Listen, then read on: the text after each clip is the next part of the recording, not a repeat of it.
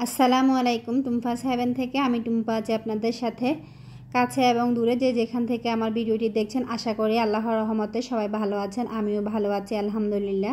এটা হচ্ছে দুপুরবেলা। তো দুপুরবেলা হচ্ছে আমি রান্না করতে বসেছি, আর আমার ছোট মেয়েটা এখানে বসে একটু খেলতেছে মায়ের পাশে দিয়ে। তো আজকে আমি রান্না করব হচ্ছে গরুর চামড়া। জীবনে প্রথমবার আমি গরুর চামড়া খেয়েছি, আর সেটা কিভাবে খেয়েছি, কিভাবে রান্না করেছি, কীভাবে পরিষ্কার করলাম, আর এটার স্বাদটা কীরকম, তো পুরোটা টিপস আমি আপনাদের সাথে শেয়ার করব। আশা করি ভিডিওটি দেখতে থাকুন, ভালো লাগবে। ভিডিওটি ভালো লাগলে লাইক কমেন্ট শেয়ার করবেন, সাবস্ক্রাইব করে চ্যানেলের পাশে থাকবেন। আর ফেসবুক পেজ থেকে দেখে থাকলে অবশ্যই পেজটাকে ফলো দিয়ে রাখবেন। তো আমি যে গরুর চামড়াটা আজকে রান্না করব, এটা কিন্তু আজকে না, এটা হচ্ছে কোরবানির সময় যে গরুর চামড়াটা হয় ওটা। আবার কি বানাচ্ছ? চুলা এরকম চুলা, এরকম চুলা বানাইবা?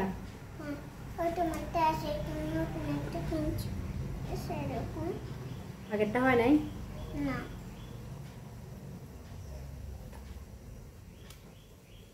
এখানে আমি যে গরুর চামড়াটা রান্না করব, এটা আমি সিদ্ধ বসিয়ে দিয়েছি। এটা ম্যাক্সিমাম 10 থেকে 15 মিনিট সিদ্ধ করতে হবে। এই চামড়াটা কোরবানির সময় আমি নিয়ে রেখেছিলাম।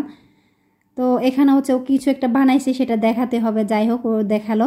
তো এই চামড়াটা সিদ্ধ হয়ে গেছে। সিদ্ধ করার পর আমি এর পানিটা ঝরিয়ে এটা ঠান্ডা করে নিয়েছি। এখন আমি এটা কেটে নিব।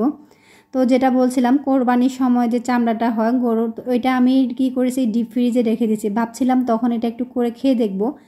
ইউটিউবে এটার অনেক রেসিপি দেখি বা অনেকের কাছে শুনি গরুর চামড়া খায়। তো আমি কখনো খাই নাই, জীবনে প্রথমবার খাবো বা খেয়ে দেখবো কীরকম লাগে। তো সেই কারণে আমি একটু চামড়া কেটে নিয়ে, এটা তো খাল বা চামড়া যেটা হয় এটা আমরা দিয়ে দিই মসজিদে বা মাদ্রাসা, এটা নিয়ে যায়।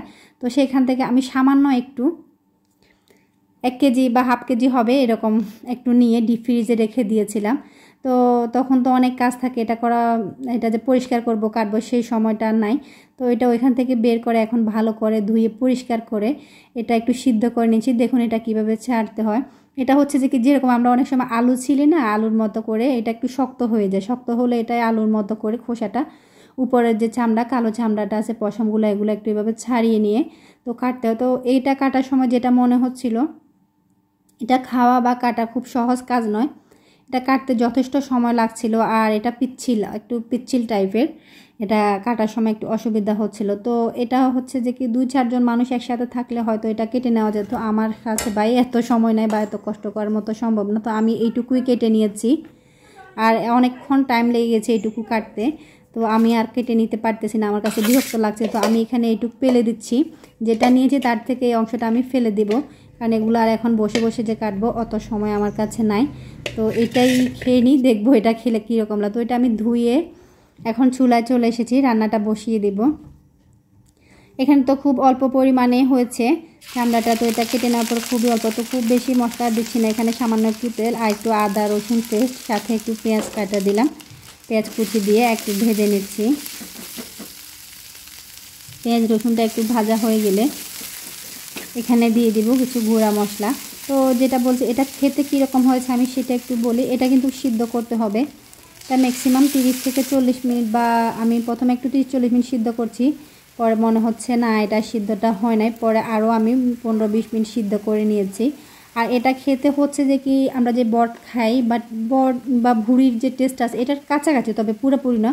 তো এটার আলাদা একটা টেস্ট। যদি কেউ না খান, অবশ্যই আমার মতো মনে হয় যে এটা কীরকম খেতে, খেয়ে দেখবেন। তো আমি এখানে কিছু গুঁড়া মশলা দিয়ে দিচ্ছি, কিছু হলুদের গুঁড়া, মরিচের গুঁড়া, সাথে একটু লবণ, পেঁয়াজ রসুন আদাগুলো ভেজে সামান্য একটু দিয়েছি, তেজপাতা এলাচি, যা যা গরম মশলা টুকটাক যেরকম আমরা মাংস রান্না করি সেরকম করে দিয়ে মশলাটা একটু ভালোভাবে কষিয়ে এটা দিয়েছি। এটা দিয়ে একটু এই যে গরুদের চামড়াটা আমি কেটে নিয়েছি। এটা কিন্তু দেখতে এমনি খুব সুন্দর লাগছে, খেতে খুব যে খারাপ লাগছে সেরকম না, তবে নেওয়াটা অনেকটা ঝামেলা। আর এটা কখনো খাই নাই আমরা, সে কারণে অভ্যাস নেই।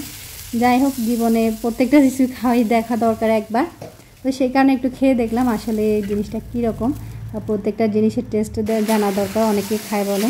তো এটা আমি এইভাবে করেই 40-50 মিনিট রান্না করে নিয়েছি। এটা মোটামুটি হয়ে এসেছে। আজকের ভিডিওটি এখানেই শেষ করছি। সবাই ভালো থাকবেন। আজকের মতো এখানেই বিদায় নিচ্ছি। এটা হয়ে গেছে, আমরা দুপুর ভাতের সাথে এটা খাবো। তো আমি তো যেহেতু ভিডিওটা পরেই ভয়েস দিচ্ছি, তো সেই কারণে বলে দিলাম এটা কীরকম লাগছে। আল্লাহ হাফেজ।